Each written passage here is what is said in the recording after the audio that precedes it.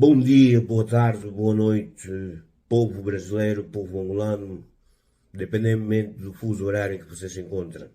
Esta é mais uma mensagem para o povo brasileiro neste canal do YouTube do Chovil News. Vamos falar das eleições no Brasil, do apoio a Bolsonaro, por que devem apoiar o Bolsonaro amanhã, dia 2 de outubro de 2022. Mas antes, inscrevam-se no canal. Deem um like. Distribuam para os seus amigos esse vídeo se você gostou. E se você não gostou, distribua para os seus inimigos. E agora, entremos em matéria.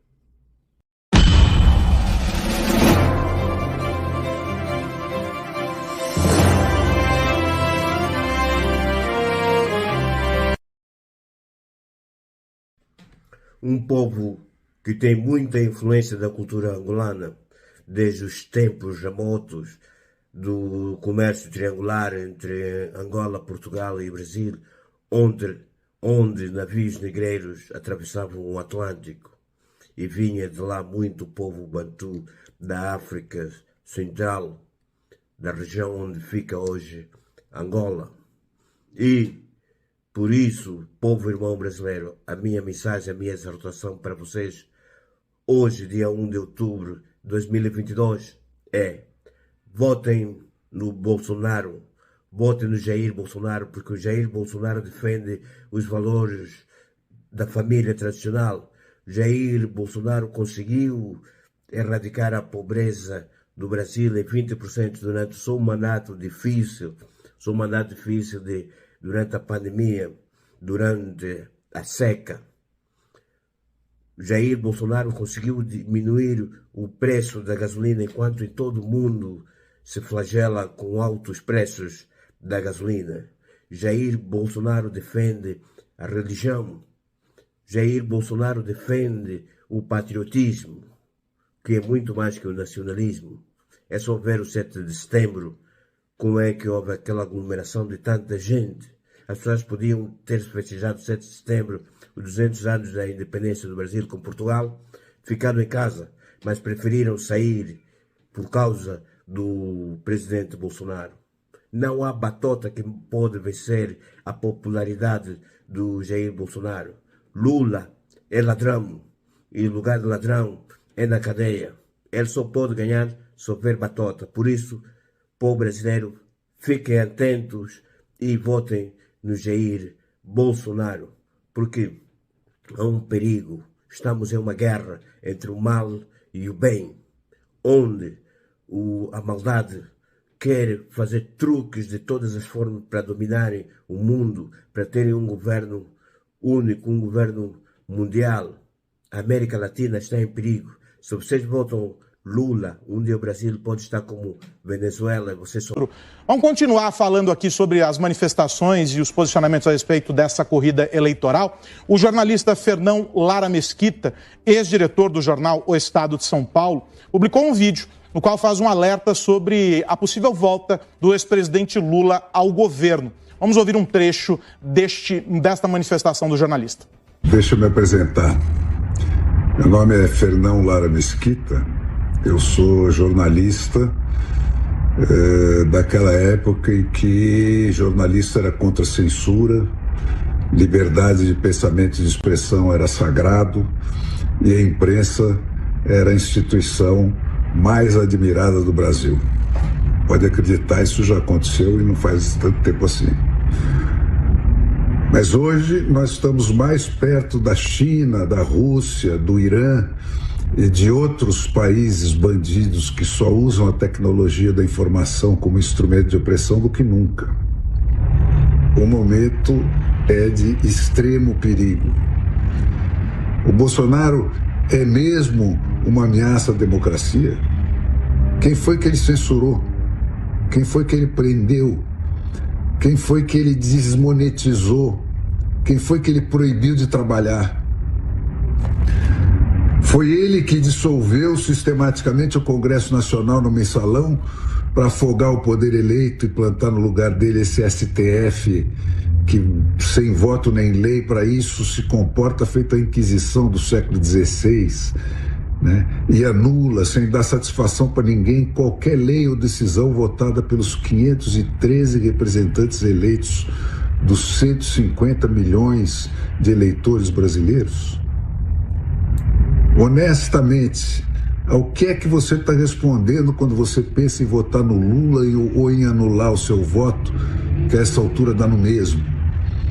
Quando você vota no Lula, quando você anula o seu voto, você está entregando de volta ao PT o Tesouro Nacional, que financiou todas as ditaduras latino-americanas que foram arrancadas do túmulo pelas bruxarias do João Santana, aquele que elegeu o Lula, e depois o Maduro, e depois o Daniel Ortega, e depois a Cristina Kirchner, e toda a corja que hoje nos cerca com dinheiro roubado do Brasil.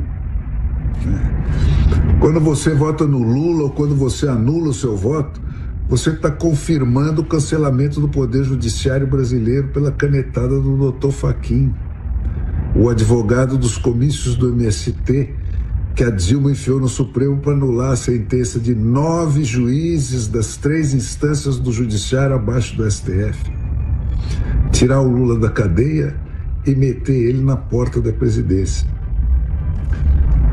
O Lula, faltando uma semana para a eleição, nem se tocou de publicar um programa de governo, porque não precisa, é o mesmo de sempre. Eles já tentaram 3 vezes antes passar o mesmo golpe e foram impedidos sempre na última hora. A primeira tentativa foi no Natal de 2009, faltando 5 dias para terminar o mandato do Lula. Eles baixaram o Plano Nacional de Direitos Humanos, que instituía uma política nacional de participação social que impunha 521 alterações na Constituição brasileira, alterando 22 artigos, 11 parágrafos e 92 incisos para substituir o sistema de decisões emanando do povo via Congresso Nacional, como manda a democracia. A segunda tentativa foi uma reedição do mesmo pacote, então rebatizado de Decreto número 8.243 da Dilma Rousseff, baixado no dia 23 de maio de 2014, véspera da Copa. Sempre eles aproveitando esses momentos de confusão e de desatenção do país para tentar passar os seus golpes. Na segunda parte do vídeo de Fernão Lara Mesquita, o ex-diretor do jornal O Estado de São Paulo fala sobre decretos que teriam sido criados pelos governos do PT para tentar promover mudanças na Constituição. Vamos ouvir.